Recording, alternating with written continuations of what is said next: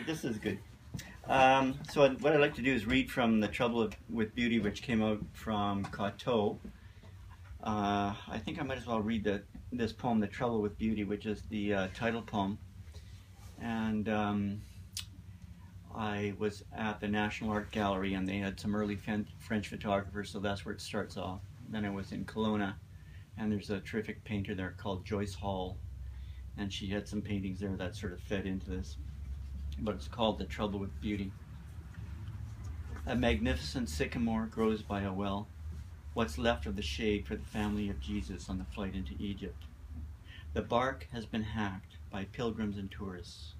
Beauty, it seems, must have devotion. We can't just leave it alone. When silver prints spread of the Prussian bombardment, Aigai in ruins, then civil war, Parisians agreed the destruction turned mediocre monuments into objects of beauty.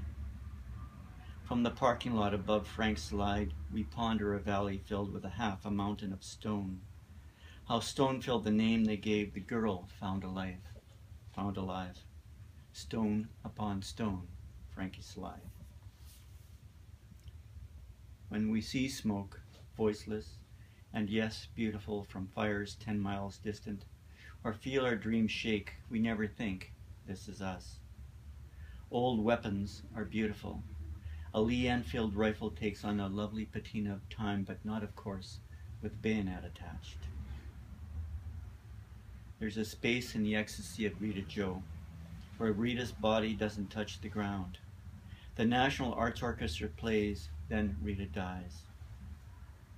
The women she stood for still die, though it's been a long time since anyone saw that performance. Just last week in the place where I was born, I sipped wine in a very fine vineyard.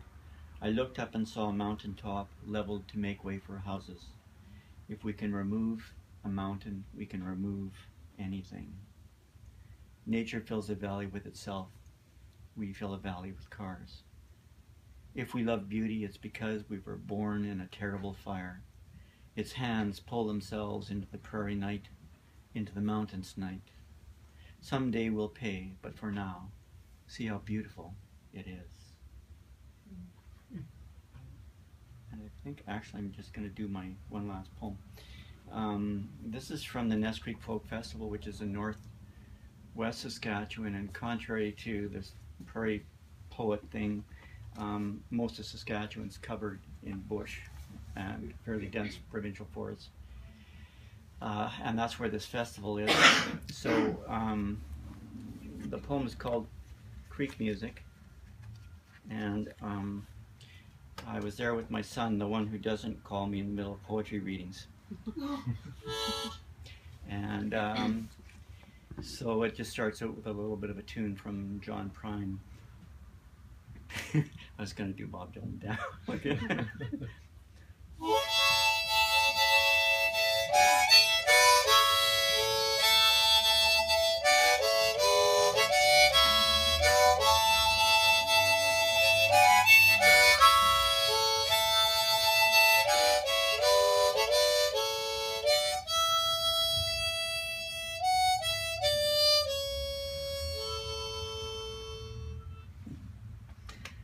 Creek music.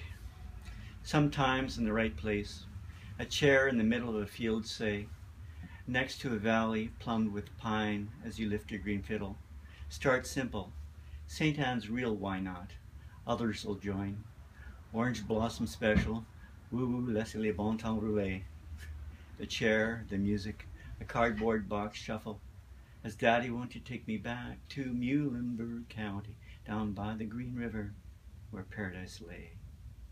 These woods are partial to doublets, triplets, the E string of the heart struck, as 10,000 blue dragonflies dance, each with its own continent of air and our faith in the perfect moment. Then one more song and one more, a girl, a dark horse, a cherry tree, and the desperate things love says or does, how the heart carries on. Or when it stops, another starts up, just as a field overgrows itself, then a clearing opens. The tune's just a slow breath drawn over the reed of memory. Aspens assemble. The empty chair listens. and it's only a question of where we go from here.